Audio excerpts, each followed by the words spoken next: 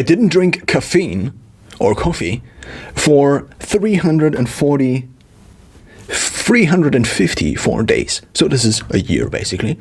I have still 10 days to go, 11 days or 12 days, depending on the year. Now, why? Why would you do such a thing? And what are the results? What are the results of fasting on caffeine?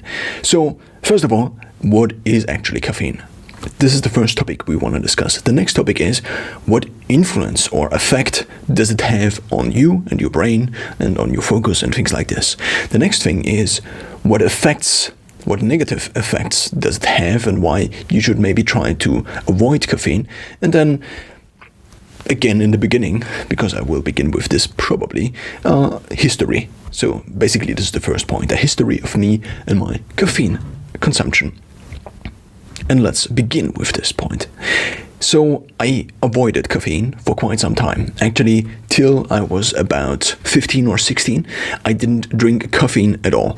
I did drink things like Coke, and also there are other varieties of Coke where there is caffeine in this. And also chocolate, for example, has caffeine in there. And also if you drink tea, and the tea has something called theine, which is basically chemically the same as caffeine, and therefore it also would count as caffeine. So I count the chemical substance of caffeine as caffeine. So therefore theine would also be a substance. Apart from these exceptions, I didn't, basically what I'm saying is I didn't drink coffee till I was about 15 or 16. Then I drank the first cup and I was kind of hooked on the taste. Apart from me not really liking the bitterness, therefore amping up the sugar and also other sweetness in the following years. So, why did I avoid caffeine so early in my childhood? Not really early in my childhood. I mean, it's kind of common sense that you shouldn't drink coffee when you are a teenager or even a child, because, well, there are many factors that actually, or there are many effects caffeine has, and usually you don't want to have these effects tinker with you when you are in your growing phase, and when your brain, for example, is also in the phase where it is still developing. So therefore, as I was already a teenager then, after I didn't think about caffeine consumption much, because it was just nothing I did think about, I did begin to read books on these topics. So I don't know exactly in which age it began, but probably around 12, 13, 14, 15, I began to not really dive in deep to coffee, but whatever I read basically confirmed my consumption, not confirmed my consumption, but confirmed my presumption that caffeine intake was not something that was good for the growth. And since I did struggle quite a little bit with being a little bit smaller, at least, so not smaller, but a little bit less taller in height, it is called smaller, I guess. Therefore, I didn't want to tinker with caffeine and growth. So already in my teenage years, I read studies where I didn't read the studies themselves. Of course, I didn't read the studies themselves. I just read references to these studies. So basically what the conclusion was that, so there was the study done on pregnant women, where pregnant women actually drank either coffee or didn't drink coffee, and it seemed to have an effect on the growth and also then on the size of the baby later on. So, and the effect was negative. Therefore, I don't know the exact percentage number, but it seemed to have an effect. And therefore, if this effect was already proven with basically not born babies, it at least seemed to have some effect on the growth, or just in general on the growth of specifically the human species. And therefore, I also wanted to avoid drinking coffee. Then I tasted coffee for the first time, but I didn't really get hooked on coffee. I did like the coffee itself, and this was, but I still try to avoid the caffeine. Therefore, I just drank basically decaffeinated coffee, and therefore, I mean, decaffeinated coffee still has about 3 to 10% of the normal caffeine, but nevertheless, it is way less. Therefore, I didn't even drink decaf because I already knew this situation with decaffeinated coffee, but what I often did was to use these different variants. So, for example, you can make kind of coffee from actual grains and things like these. So there are alternatives to coffee that taste a little bit similar to coffee. And this is what I drank for quite some years whenever I wanted to treat myself, I guess. So now, then we are entering my final years of high school, you could say. It's not exactly high school, because in Germany it's something different. It's basically the proper English word for it is grammar school, and in Germany it's called Gymnasium, which in English again doesn't make sense because it's just a gym, but nevertheless. So when I basically was finishing high school, I saw all these people around me that experimented with coffee or drank coffee on a regular basis, also before exams. And therefore, I wanted to try basically the positive effects of caffeine consumption, and I wanted to use this effect in order to be better, not really be better prepared, but I wanted to use this effect to perform better at certain exams. So this is when I basically began to drink coffee shortly before exams. In all the other periods of my life, I didn't drink coffee because I also already heard about the fact of being overstimulated with caffeine, and then not the caffeine itself or the positive effects of caffeine not working that good anymore. This is when I began basically seriously drinking caffeine. So therefore, I first drank coffee in front of a few exams. And here is the effect it had. In the exams, I felt very alert, and this is already one of the first effects a coffee has, and this is where we already get into the second point, the positive effects of caffeine. So how caffeine actually works. So because the reason this whole caffeine topic came up actually in my brain again, in my stream of consciousness, is because I'm currently listening to a book called Why We Sleep by Matthew Walker again. And in this book, he describes basically the negative effects of caffeine.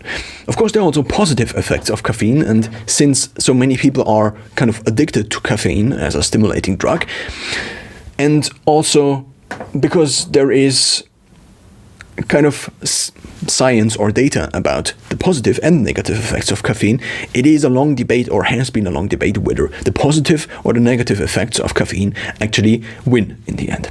So therefore, in order for you to now get into the effects of caffeine, I want to quote a few lines out of this book I have currently in front of me.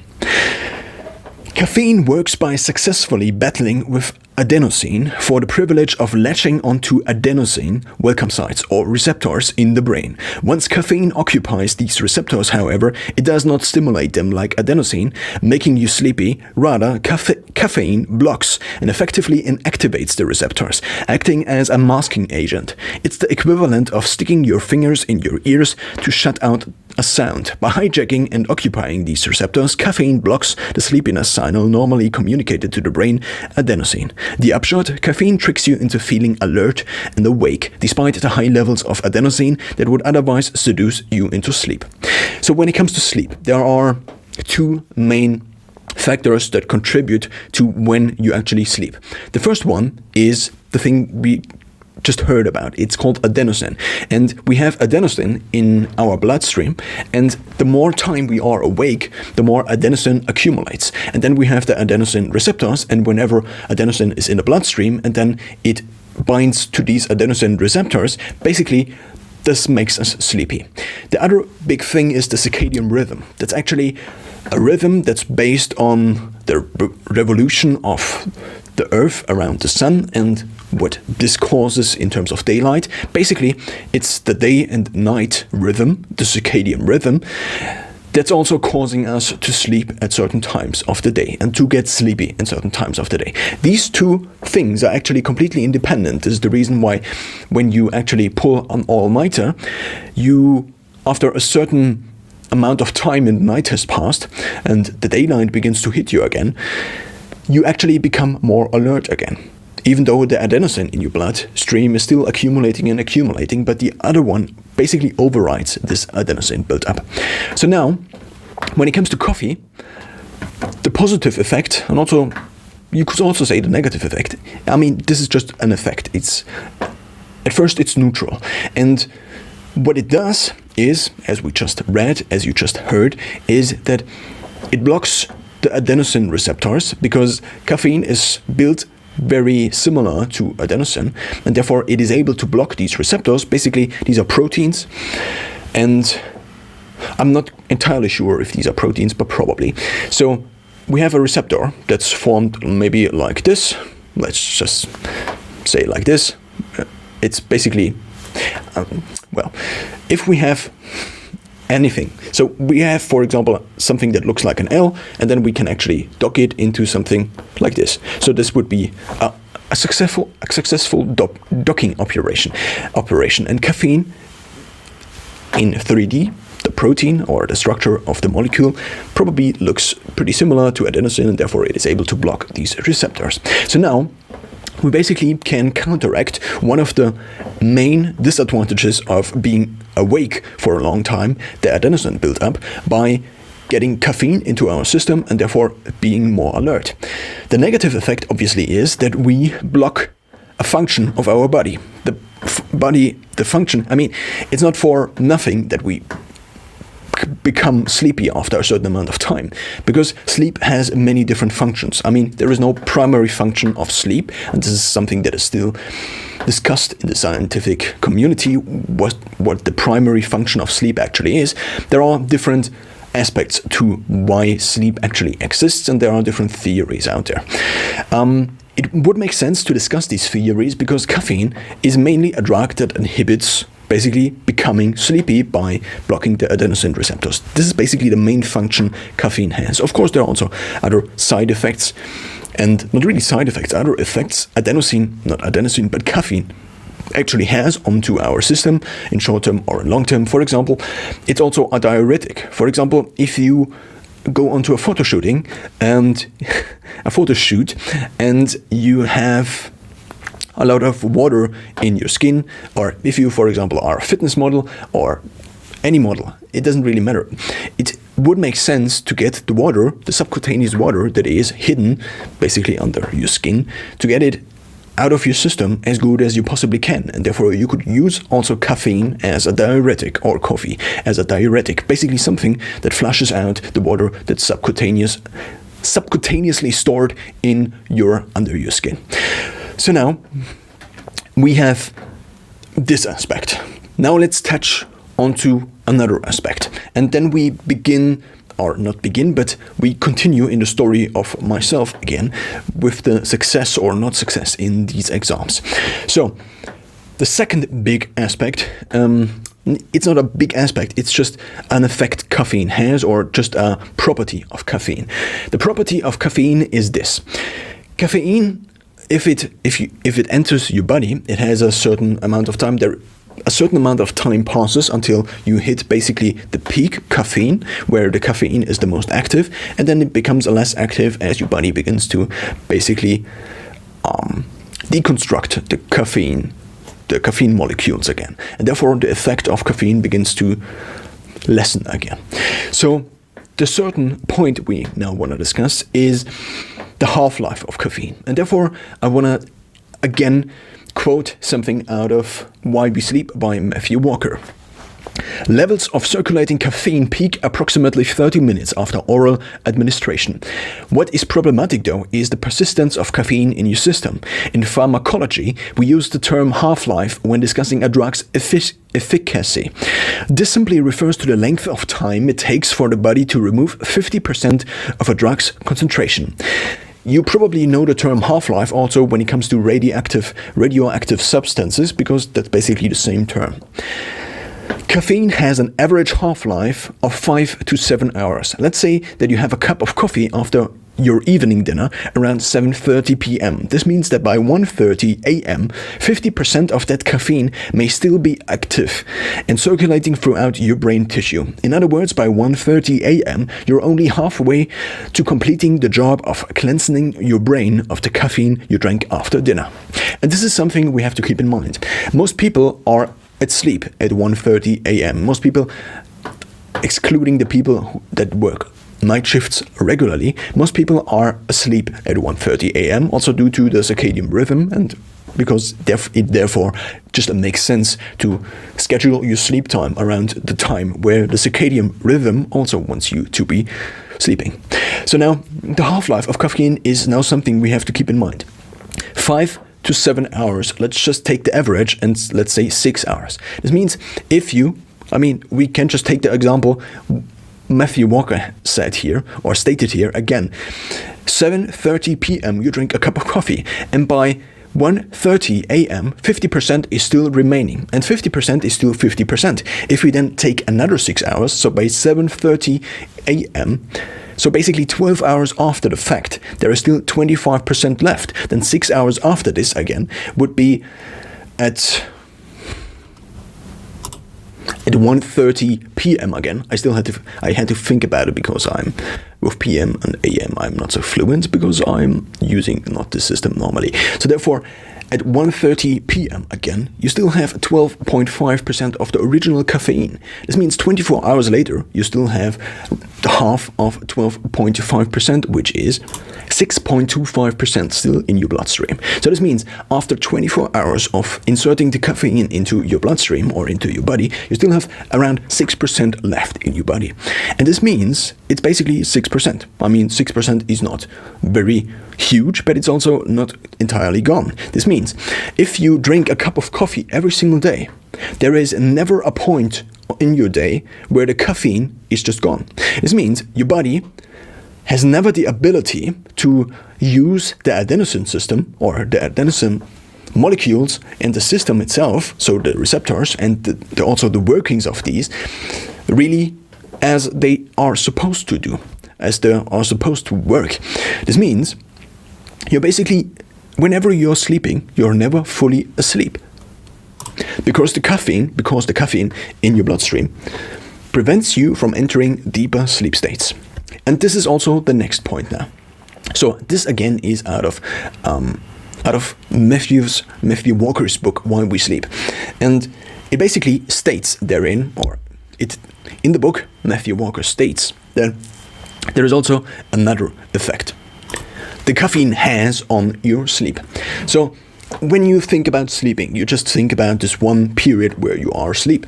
But as a matter of fact, this is not really true, obviously, because this is just a simplification. So there is the time when you are in bed. The time where you are in bed is not equivalent to the time you are asleep. So therefore, the sleep efficacy is usually the amount of time you sleep during the amount of time you give yourself to sleep. So if you spend 8 hours in bed, usually you probably sleep in somewhere between 7 to 8 hours of the time, because you don't fall asleep instantly and you also don't wake up instantly.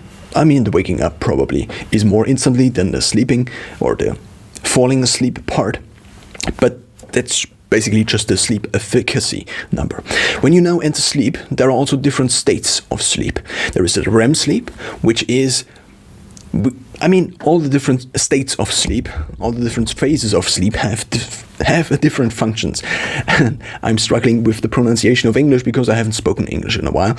Nevertheless, I will try to continue. So the REM phase is the rapid eye movement phase. So scientists discovered quite a while ago that in this stage of sleep, the eyes move very rapidly. I cannot really rapidly move my eyes now, but the eyes move very rapidly even though the eyelid is closed. And this is something that seems to be very strange, but nevertheless it occurs.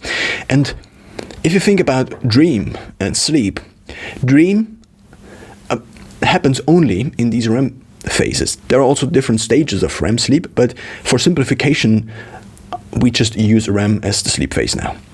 So what happens in the REM sleep stages is very, very important to you and also to the human species in general. So it seems to be that humans have evolved, or this is just a theory, also by Matthew Walker, but it's just in my head because I listened to this the last days. Therefore, here is maybe one of the main distinctions between other primates and human primates or humans. Other primates often sleep on trees. The problem is that the body and some part of the brain constantly has to balance not falling off of the tree. So it has to balance the weight of the body or the weight distribution of the body. And humans now, because probably, so Homo erectus was one of the first to discover fire, at least that's the theory. And because they had fire now, they could basically keep these other predators away at night. This allowed them to sleep on the ground, and this allowed probably the human brain to develop a better sleep than most other animals on this planet. And this better sleep is probably, or maybe, one of the main things that is responsible for our, probably for our better thinking ability, for our ability to just have, I mean, compared to other animals, we are, in terms of thinking, pretty superior. Not really pretty superior. For example, there have been monkeys that have measured an IQ, so intelligence quotient, of around 90, for example. This is just an example that was in my head. There's also, this is actually about a monkey. So this example is about a monkey that learned to speak sign language because somebody told them to, not really told them, but taught them to. And they could actually communicate very easy things. And there's actually, if you just Google this, I don't know the name of the monkey, but you can Google it. And basically, this ape, whether trained or not, had basically a last message to humans on this planet. And this, I mean, this is really off topic now, but this message is kind of very scary because it's like, of course, sign language, because I cannot do sign language, but the message is somewhat around, people make the planet or hurt the planet, please stop, and something along these lines. And it's very interesting. Of course, it could be totally trained, but it also could be just a monkey. Of course, I mean, these are not like extremes, and probably it's somewhere in between, but nevertheless, a monkey that actually speaks to us in sign language is something, and then also translated in normal language, is something that's very interesting, I think. So now, coming back to the REM sleep stages, it seems to be that in the REM sleep, in the REM sleep stage, many different things that are responsible for us being on another level, kind of, compared to the primates, seem to occur. Like, basically think of the cleanup function you find on computers. So basically you can format your hard drive. And this basically means that all the different things that are stored on your hard drive become formatted. So it's not called formatting your hard drive, but something else. I cannot think of the proper word right now. But it basically means that all the different things that are stored in different places now are stored in the places, basically in the places where they make sense. If you, for example, store an English word here, for example, there's a Latin word that spells like this, and you spell it very near to the Latin word, and then you have another English word which is stored like here. What this process does, it actually basically improves the performance of the brain by bringing all the similar things closer to each other, and therefore improving network stability, but also just in general the network's performance. If you think of the brain, it's basically a connection of, it's basically one giant three-dimensional connection space, you could say. You could also say network, that connects, that has many different cells in it. These cells are called neurons, and these cells are connected with axons and dendrites. And these dendrites and axons are basically the connections, and the connections can be better or worse, and they can be longer and shorter. And all these different not axons, but neurons can be connected to many different other neurons. And this is basically how we think. Every thought you think of as a thought is basically electrical current in one and many of these networks, and basically a current fluctuation of current in all of these different, in this network of neurons, axons, and dendrites. So now, coming back to caffeine and how this all influences this whole thing. REM sleep is basically one of the, probably, or just our sleep in general as humans, is one of the main things, or it at least seems to correlate with all these different brain functions we have when we are awake. Of course, there are also people out there who say, people, for example, like Sam Harris, state that there probably is no free will at all, and therefore, the stream of consciousness we experience when awake is basically just an illusion, because we just think we are conscious and make decisions, but the consciousness is a different part. But let's not get too deep into into brain science here, because that was not something I wanted to discuss. But nevertheless, I wanted to discuss caffeine. Nevertheless, and I know I just said nevertheless, I wanted to say it again. Caffeine disrupts this REM sleep, and very heavily. So there have been experiments also by Matthew Walker, and also he references other studies and experiments where you disrupt somebody. So basically there are students that had to learn, for example, 100 facts about something, and then you let the one group, you let them sleep normally for the next 2 days, and the other group doesn't sleep very well for the first night. And of course it varies what the experimental group goes under, but nevertheless, after 2 days, the memory of the ones that just slept normal is just way better than the ones that didn't sleep normal. So basically, the storage, the actual storage, and also the moving from the short-term storage to the long-term storage, of course this is an oversimplification, but this happens all when we sleep. And now think of you throughout your lifetime.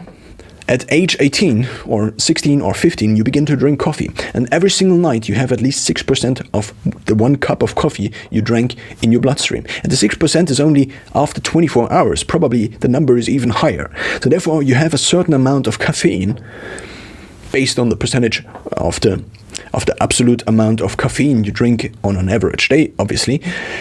And of all the other half-lived caffeine cups before this, you have an average of 5 to 10% of a normal cup of coffee, or maybe even more. I mean, there are people that drink up to 5 cups of coffee, or maybe even 10 cups of coffee a day. A normal cup of coffee has around 18 milligrams of caffeine. This depends on which type of coffee this is, but think of this caffeine throughout your lifetime, from the moment you begin to drink coffee. And maybe you don't drink coffee every single day.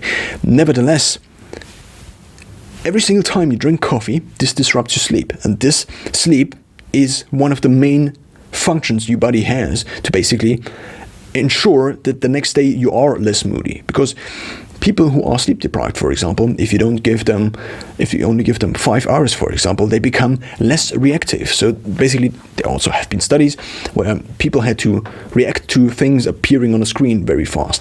And what happens after a certain amount of time of sleep deprivation is that you just have these small instances where it's basically called microsleep, where you are asleep for 1 or 2 seconds. That's basically the brain helping itself by making you sleep, by forcing you to sleep. And this is also what's not the microsleep itself. The microsleep is also responsible for many accidents, but the general sleep deprivation that leads to a slower reaction times is also responsible for many accidents on the road worldwide. So now, think of yourself with 5 to 10% or 15% of a cup of coffee, of the caffeine of a cup of coffee throughout your lifetime, and how this probably will hurt your overall life experience, because you won't be able to think as sharp. Think of, I don't know what the correlation between these different things is. For example, measuring your IQ at different points in time when you are sleep deprived, because basically, if you drink coffee every single day, you accept that you will be sleep deprived for the rest of your life, or for the rest of your coffee drinking phase. And this is something you have, I think, to think about. Of course, I didn't develop these thoughts as developed as they actually are right now, and also I'm reading the book, therefore this is in my stream of consciousness or in my mind, because it's basically in the short-term memory. I can speak about it very eloquently and cite different things, but just think about the effect on sleep caffeine has. This is one effect. And now, in order to understand the other effects, I will actually dive into my personal story again. So, I used caffeine before exams. And in these exams, I performed compared to the baseline. I do not really have a baseline because every exam is different. But I felt very alert, and I also felt in the exam that with more time I could just do more. Whereas sometimes before, I mean, this is just a general thing I had going for me, that with more time I could always do more, because you just look at all these different things again and again and again until you run out of time. It's basically using the time most efficiently. But nevertheless, I experienced in this one particular exam, where I first tried using caffeine before, that I was very alert. The result was not very nice, but nevertheless, I also struggled in the subject for quite some time at this point in time. So therefore, the result was kind of nice, I guess. I also knew that I could have done more. With more time, I could have done more. This is also something that was, I don't know exactly. So there is this effect of caffeine where you become kind of hyperactive. And for me, basically non-caffeine drinker, apart from Coca-Cola and other things with caffeine and chocolate in it, I basically was very sensitive to the effects of caffeine at this point in time, because I had basically avoided it throughout my entire life, apart from very few instances. And now the effect of caffeine basically hit me full force, and I basically drank 1 cup of coffee before this exam, and also during the exam. I don't really know anymore. And then I experimented with this in front of other exams as well. I initially was kind of, my initial impression was that the negative effects of caffeine had actually dominated the positive effects of caffeine, because I was so hyperactive. Maybe I could have done better without, but that's probably just an illusion, because you are so alert and you know that you can do all these things, and then you just become hyperactive, more hyperactive. Without it, I would probably have written a worse grade. I would have gotten a worse grade, and yeah, never, and wouldn't even have been able to touch basically the possibilities with caffeine. So therefore, I think this was just a kind of illusion. Therefore, in retrospective, I also think that this was an experimentation I had to do in order to decide for myself whether the effects of caffeine are actually something that I should include into my life, and therefore somehow include caffeine intake into my life. Now, we go a few years forward in time, and this pre-exam coffee still was something that I did.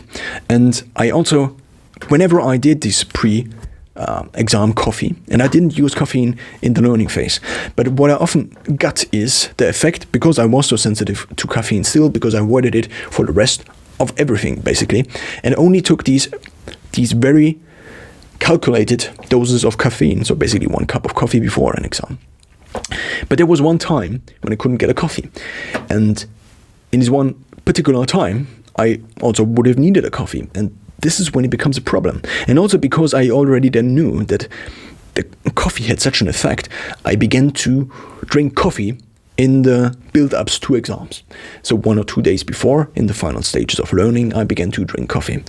And the problem is then that you cannot really sleep. And if you don't really sleep, the memory consolidation that actually happens, so basically actually storing the things you learned, becomes less effective, or it's just entirely gone. It's of course not entirely gone, but it's just less effective. It works less. And this then leads to you not remembering as many things in the exams, even if you then drink coffee. And also, the more coffee you drink, the less coffee sensitive or caffeine sensitive you are. And therefore, I decided finally, not really finally, but after this period, this is when I first decided to quit caffeine altogether. And this was actually, let's go into the statistics, because I tracked my caffeine intake over all of these years, not really precisely, but sometimes these are just approximations to the real thing. So I basically quit caffeine altogether after having this period where I did it before exams, and also then sometimes for learning, and then sometimes even for normal days I drank caffeine. There was a period where I basically drank then, so I introduced it more and more into my life. And this is also when I began really to become really hyperactive when being on caffeine. I had this period in my life where I stood up at 4 a.m. in the morning for quite some time, and also 5 a.m. So there were different variations of this pattern. But I then would drink a coffee in the morning. And even though I drank a coffee in the morning, usually an espresso, I would still fall asleep a few hours later. So there was like a short power nap that usually happened at shortly before 8 a.m. And I experienced again and again and again that I fell asleep during this period, even though a lot of caffeine was in my blood. And so therefore, this was basically the first iteration, drinking a coffee in the morning. Then I added a coffee at lunch also. And why did I add it in the morning and at lunch? Because if you drink it at night, the effects of caffeine on your sleep are maximized. The negative effects are maximized. Therefore, the more you go into the earlier parts of the day, the less the effects of sleeping, or the less the effects of the negative effects of caffeine on your sleeping actually are. So therefore, I did it in the morning and also at lunch. Retrospectively, it turns out that in the morning you should try to avoid caffeine for at least 1 or 2 hours, because in the morning there is actually, and now my voice becomes sore, as you just might hear. In the morning, actually, what happens is that there is a cortisol spike. So basically the stress hormone in your body naturally spikes at a certain time after you went up, after you woke up and then also went up. And this also correlates with how much light you take in the early hours of the day and how bright it actually is when you stand up and things like these.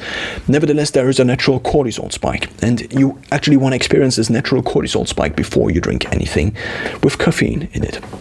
So there was this period when I basically, what caffeine also allowed me to do, because I was so caffeine sensitive still at this point in time, is that I had very, very productive days, very, very productive periods, where I sometimes had periods where I basically would work or study up to 18 hours a day.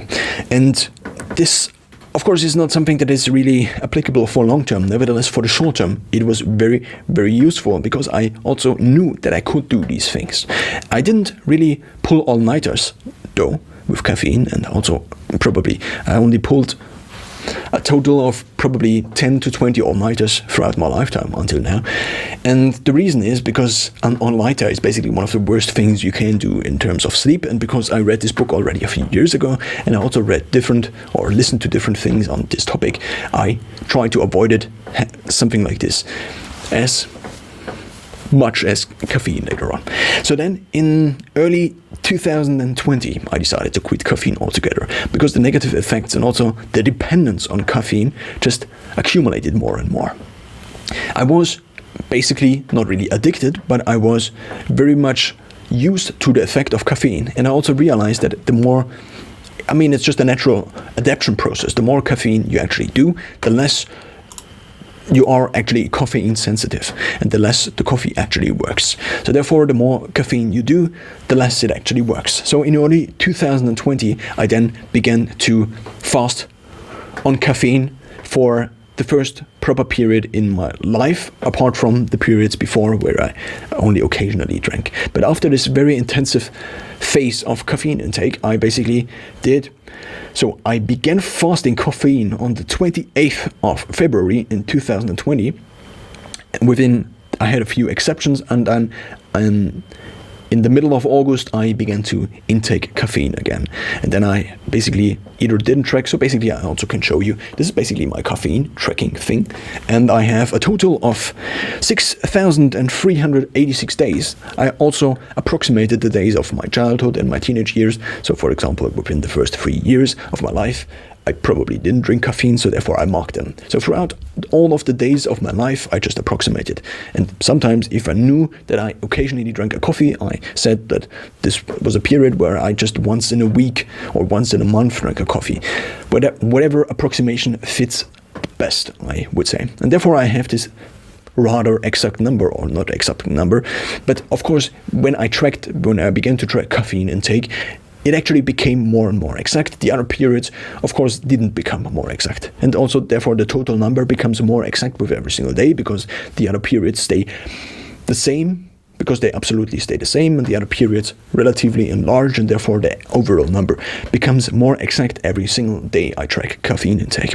So this was then the first time where I basically got off caffeine again. So basically I had this period, I don't know if it is mirrored or not, but I had this period, so basically around half a year, where I didn't drink caffeine altogether. And then I experimented with teaing, and also I began to experiment with fasting. And it's not what I realized, but I, for the first time in my life, did a 5-day fast. And within this 5-day fast, I needed something to basically keep my mind or keep my body away from the keto flu, which is something that happens whenever you are, not whenever, but if your body is not very well adapted to burning fat. What actually happens is that if you then go into a fast, and also if you did high carb diet before, your body has very much difficulties to switch to the fat burning mode, which appears in ketosis or also in fasting. And therefore I needed something that kind of stabilized my mind a bit, even though of course caffeine doesn't stabilize anything, because it just spikes and then goes again and spikes and goes again.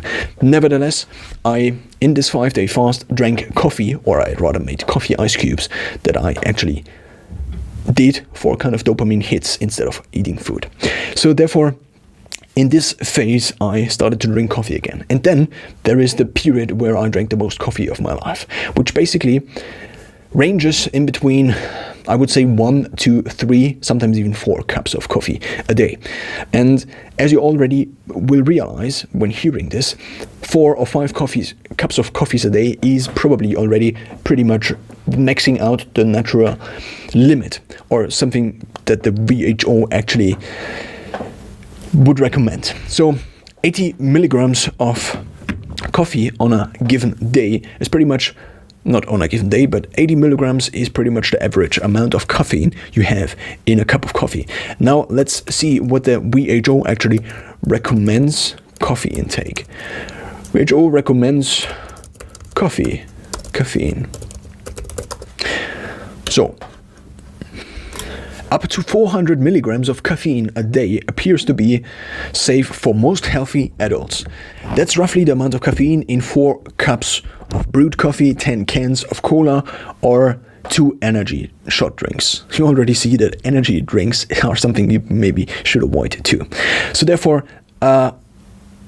of course, this number varies a bit. Someone who only weighs 50 kilograms and compared to someone who weighs 100 kilograms, of course, there's a difference in adenosine receptors, and also a difference in the ability to actually deconstruct the caffeine molecules in your body. Therefore, of course, this varies a bit. My number was around 420, maybe even higher, but this actually resulted in me, and sorry for the thing before, this resulted in me being able to drink up to 5 cups of coffees a day. There are also different variations of coffee, but I just said the average amount. So basically an espresso, for example, is something that is very caffeine dense, and also it depends on which coffee beans you actually take. So there are Arabica beans, and there are also other beans which I don't know the name of, and the caffeine density in these beans actually varies a bit. So therefore, of course, take it with a grain of salt, because I actually calculated the different things, the different caffeine amounts in these different coffee cups, but in the end I just used the average number, I guess, of 80 milligrams per cup of coffee. And in this period, what I began to realize is, for one, I wasted quite a little bit of time making the coffee. For two, whenever I felt that I wanted to now do something or had to do something, I first drink a cup of coffee instead of immediately taking action on the thing I actually wanted to do. The next thing was that, of course, the more coffee you drink, the more you become dependent on coffee. I mean, this is a result and also a negative effect of all these different things before, but another thing that appeared was, and this also appeared before, or happened before, was that my heart rate began to basically become 10 to 20 beats per minute higher compared to the baseline. So my baseline in times where I did quite a little bit of endurance work was usually in between 50 or let's say in between, also including sleeping, because I have a smartwatch or had a tracker for quite some time for now, was ranging in between 40 to 60 beats. Basically my calm pulse or my calm heart rate, and also including the sleep, where my heart rate usually was sometimes even 35, sometimes 40. So what I realized, whenever I drank coffee, my heart began basically just pounding. And this is not something you want to really experience.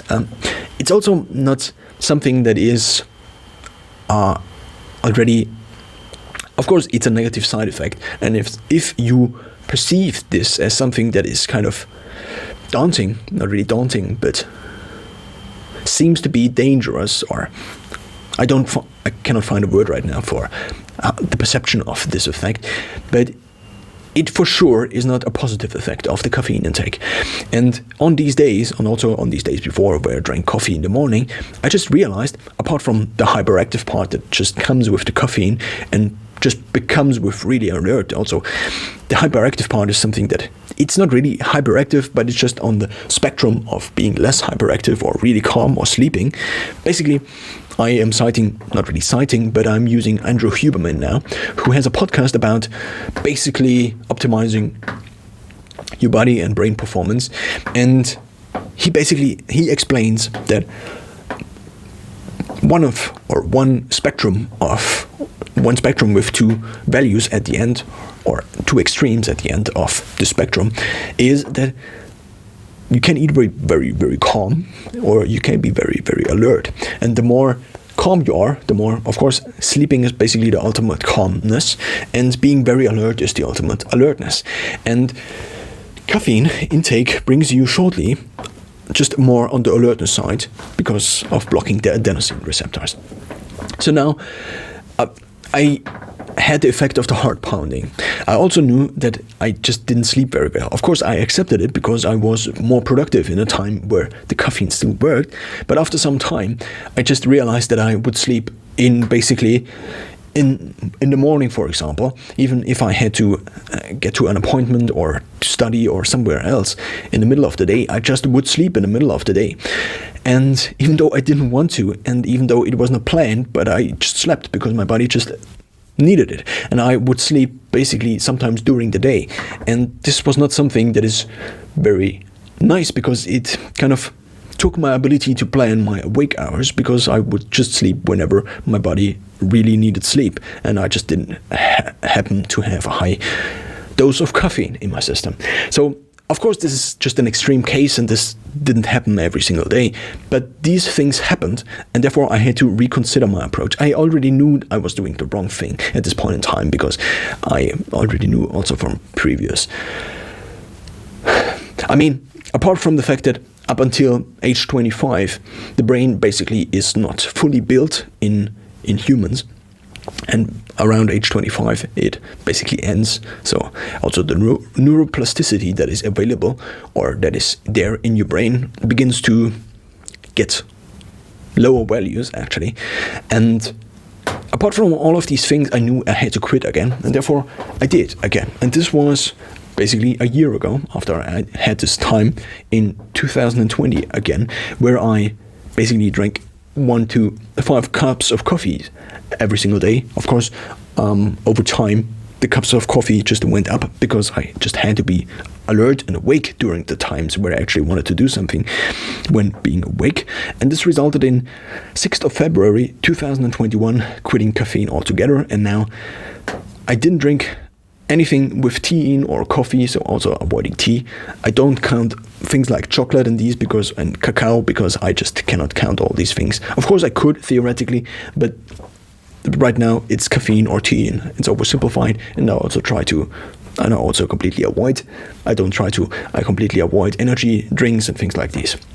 So it's been almost a year, and this is now basically coming to an end. This video is coming to an end, because it has been this 1 year of caffeine. I think I managed to include all the different decision variables that I had, or I felt I should include in this decision. Of course, it's without caffeine, life is less hyperactive. You are sometimes less focused, because you don't have something where you can actually on demand be alert. But there actually are some things that you can use, that you can kind of use to replace coffee. Of course, there is not something that is very close to caffeine, but another thing is also caffeine is a drug. And of course, there are many studies on caffeine, but even though there are many studies on caffeine, doesn't mean it's not a drug. It's a psychoactive drug, and it's one of the most common psychoactive drugs around the world. Actually, quoting Matthew Walker in Why We Sleep Again, there was this line where he explained coffee is one of the most... Yeah, it's here. Rather, caffeine is the most widely used and abused psychoactive stimulant in the world. It is the second most traded commodity on the planet after oil. The consumption of caffeine represents one of the longest and largest unsupervised drug studies ever conducted on the human race, perhaps rivaled only by alcohol, and it continues to this day. I mean, alcohol is a different topic entirely, but the effects of alcohol seem to be purely or mostly negative, and also everybody knows about the negative effects of alcohol. But with caffeine, it's a little bit different because there are also so many positive benefits. Closing the chapter on caffeine now, what did I do, or what tools do I now have, or what tools did I discover to maybe create a similar effect to caffeine? The first and most important thing is sleep. And a regular sleep schedule actually prevents you from ever being, or ever prevents basically, or lowers the probability of the need for caffeine actually. Because the more you actually are awake in the times you need to be awake, or the more you actually are able to sleep in the periods where you sleep, then the more awake you are in the periods where you are awake, because the adenosine is just gone again and then begins to build up once you are awake again. But nevertheless, adenosine actually is just something you could say natural, even though the word natural obviously is used quite hyper-inflationately, or inflated. I don't know the exact word for this right now, but it's used inflationary. I think inflationary is the word these days. I mean, of course, everything that exists could be considered natural, and also the sun is natural, and also other things. Nevertheless, if you consider the word natural, or the meaning of the word natural, to mean that it hasn't been tinkered very much with by humans, then without being, or existing without, or living without caffeine is a state that is more natural than with caffeine. So therefore, adenosine and also the whole circadian rhythm, this is a natural process that is there, that has evolved over thousands and millions of years, and actually has therefore a function. If we are sleepy, then that's because the body needs actually sleep. I mean, it's pretty obvious. And of course we can try to override these things our body tries to tell us, and it sometimes makes sense to override these things, because something very unnatural, so tinkered by humans like junk food, of course influences our body in ways that evolution did not have time to evolve for. But nevertheless, it seems to be, at least for me, that not being dependent on something like caffeine for my focus and performance, and also for my sleep, and not something that actually tinkers every single day with my sleep, seems to be a better state of living. Therefore, for me, at least until now, of course, it's until the day where you drink one cup of coffee again, and then there are all these positive benefits. It's similar to another effect I experience quite often. It's the effect of coming off of ketosis and then using carbs again. Because I try to follow a diet of a ketogenic diet, whenever the carb efficiency actually, or the glycogen efficiency actually goes not really through the roof, but it improves over time. And this means whenever you then load your body with normal carbs again that are not made out of fat, then you experience this boost in physical performance that is just there, and that just tries to convince you to eat more carbs again. But there are different effects over long term that actually at least make it for me more optimal to try to stick to a ketogenic diet. So what tools are there now?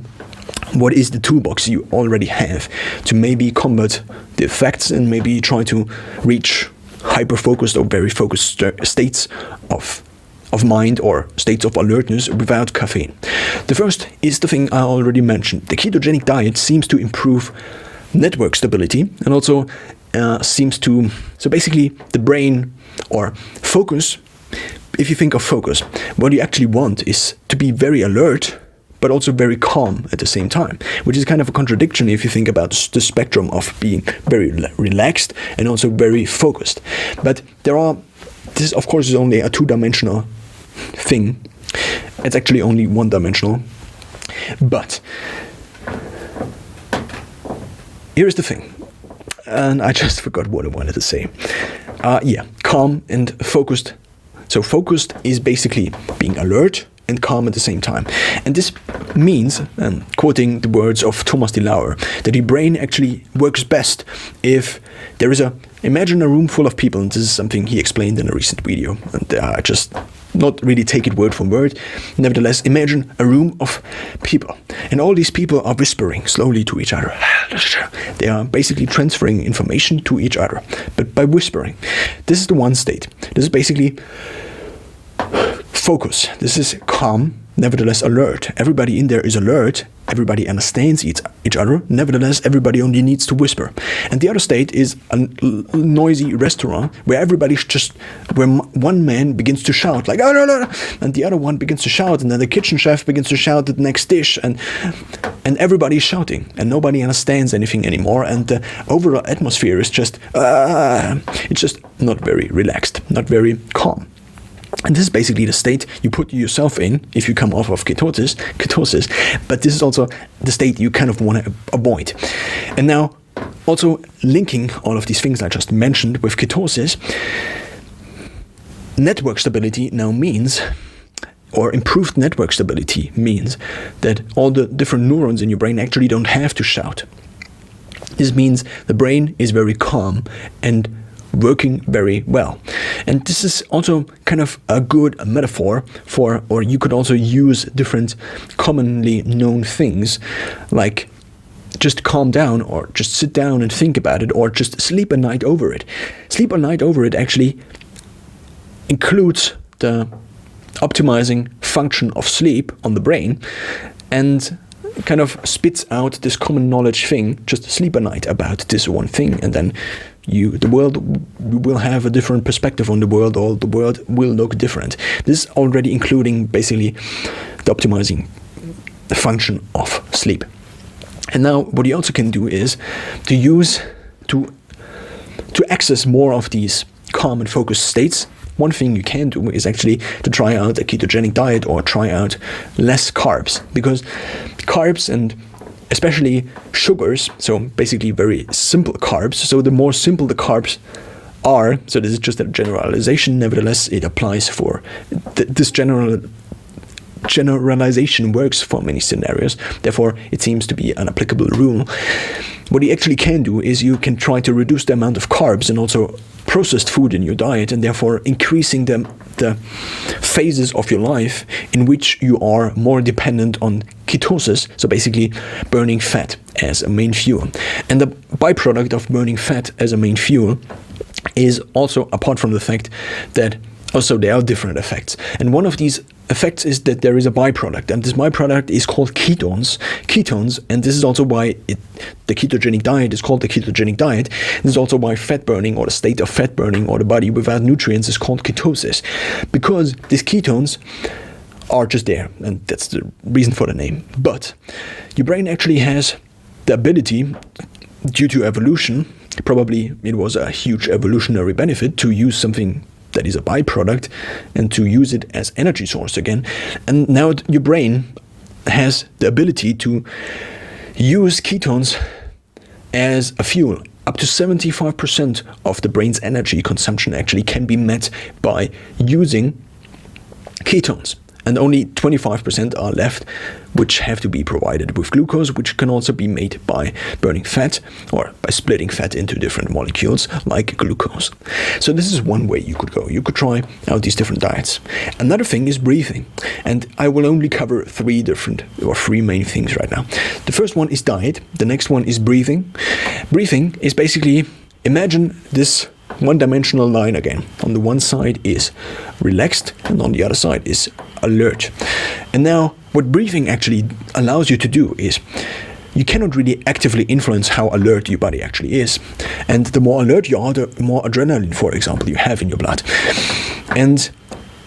But you can influence these things indirectly by doing exercise, for example, but also by not doing the exercise, not doing the physical part, but just doing the part that is caused, or that exercise causes, which is heavy breathing. So if you breathe heavily, or if you breathe faster, what actually happens is that you influence your heartbeat. And if you influence your heartbeat, and actually also the different chambers in your heart, if you breathe more heavily, what actually happens is that you become more alert. And if you breathe more calmly, so slower, than your current heart rate or your current breathing rate is. So basically your heart rate is codependent on your breathing rate, and because you can actively, with your conscious mind, influence your breathing rate, you can also influence your heart rate. And if you influence your heart rate and also these other parts of the heart muscle, what you actually can do is you can try to influence how calm and alert you feel by trying out different breathing patterns. If you breathe faster, you will become more alert, and if you breathe slower, you will become less alert, more relaxed. So if you want to calm yourself down, just try to breathe slower. And actually, it's not really how fast, it's also how fast and slow you are breathing, but there is something else, which is the relation between these two phases, the inhale and the exhale phase. So the longer the exhale phase, the more calm you are, compared to a shorter exhale phase. So basically, if the phases are 1-to-1, let's just say that's the baseline, and then if you actually enlarge the exhaling phase, so this is just the proportion, so you could also just slim down the inhale phase, would work similarly. But if you enlarge the exhale phase, you become more calm. If you get the exhale phase down and you breathe in more longer compared to the exhale phase, then you will become more alert. This is also what Andrew Huberman often discusses in his podcast. So therefore, if you want to find out more about this, I would recommend his podcast. Andrew Huberman, the podcast is called Huberman Lab. This is the second part. So we already discovered the first part, which is, again, what was the first part? I actually cannot remember it right now. The first part was the diet. The second part now is the breathing. And the third part is, so we also already covered sleep. What was the third part I actually wanted to mention? Yes, it's cold exposure. So there seems to be also a correlation between how warm it is and how relaxed you feel. Basically the temperature, the outside temperature, and how alert you feel. The warmer it is, the more you can relax, because maybe in evolution, the warmer it was, the more it was in situations that where you actually could relax. For example, when it was summer, or you didn't need to eat as much, for example, because your body don't need as much energy for actually burning it as heat and warming your body up. This is just a theory I just made up. But nevertheless, there seems to be a correlation between these two different things. And now, introducing cold exposure into your life, so exposing your body voluntarily to the cold, and you can also make this involuntarily over a long period of time. So, for example, jumping into ice water, which is a method Wim Hof, for example, often uses, or Wim Hof is actually famous for. If you expose yourself to these very cold temperatures, and also very cold temperatures, because if you also jump into water, then a lot more heat, your body has to produce a lot more heat at a certain period of time. So basically, the heat performance of your body, or the heat production of your body, has to go through the roof in order to keep your body temperature at a stable level. So therefore, this is also this process also, in the long term, builds up brown fat cells, which are also beneficiary compared to other fat cells which are not brown and which don't produce heat exclusively, or which don't have the ability to produce heat. And also dopamine levels, for example, rise a few hours, or are on a higher level compared to the baseline dopamine after you went into an ice bath for quite some time. And just in general, adrenaline is also pumped up. So if you want to feel very alert, you can just breathe. You can also do like 50 jumps into the air or do like 100 push-ups and therefore get your heart rate up. And by getting your breathing rate up and your heart rate up, then you feel more alert this way. So there are basically different things and tools you can use. Among them, the diet. Among them, the second part, which I cannot remember anymore, and the third part, which is called ice, or which is in general called cold exposure. And now I want to conclude this chapter of I did a year without caffeine, and I use this title not only as a clickbait because it's actually what I did. I spent a year without caffeine, but I also wanted to introduce to use you already being here, to introduce you to the general thinking behind avoiding caffeine and also the different tools you can use to maybe supplement your use of caffeine in the future.